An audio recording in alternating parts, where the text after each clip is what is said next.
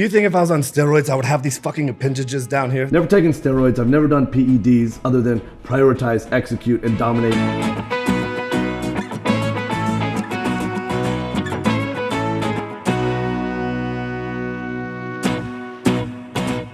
Yes, I've done steroids. And yes, I am on steroids, monitored and managed by a trained hormone clinician. I've been on several podcasts, and when asked if I've ever taken steroids, I've always said no. I don't touch this stuff, not gonna touch this stuff, never touch the stuff. That was a lie. I fully own that I fucked up. I am as sorry as a man can be. And all I can do is take extreme ownership right now, be better, and lead myself to a better life as a better human. I'm making this video to apologize. Because I fucked up. Because I'm embarrassed and ashamed. Because I lied. And I misled a lot of people. I've stated that this is a complicated as fuck topic, at least to me it is, because before social media, I was rich and anonymous, and after social media, I'm still rich, but no longer anonymous, and I never expected this kind of exposure in the public eye. It's been tricky as fuck to navigate. Well, clearly I did it wrong, and I'm here now to set the record straight. Yes, I've done steroids, and yes, I am on steroids, monitored and managed by a trained hormone clinician. Liver King, the public figure, was an experiment to spread the message, to bring awareness to the 4,000 people a day who kill themselves, the 80,000 people a day that try to kill themselves. Our people are hurting at record rates with depression, autoimmune, anxiety, infertility, low ambition in life.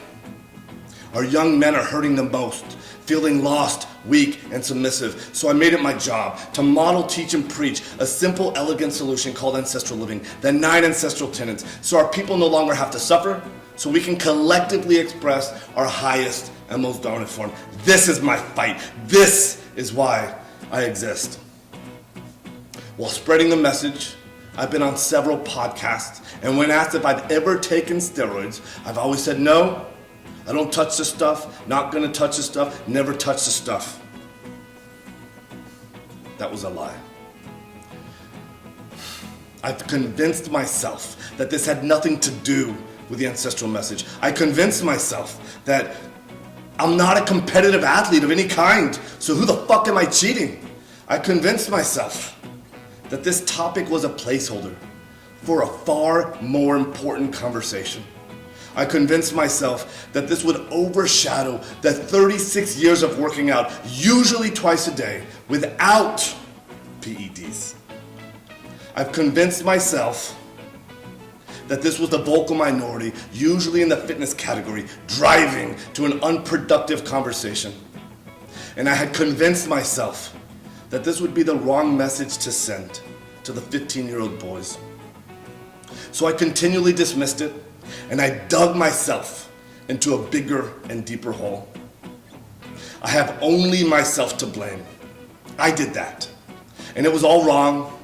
I will be better. I will talk about it openly because I believe that there's a time and a place for pharmacological intervention monitored and managed by a trained hormone physician. In 2021, when I was 43 years old, I didn't feel 100% physically or cognitively. So I went to get monitored and managed by a trained hormone clinician to see what the fuck was going on with my life.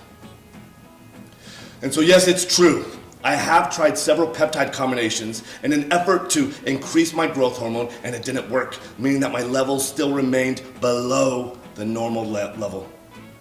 So yes, it's also true that I've tried pharmaceutical grade growth hormone, and I finally found success in managing therapeutic levels in the normal range.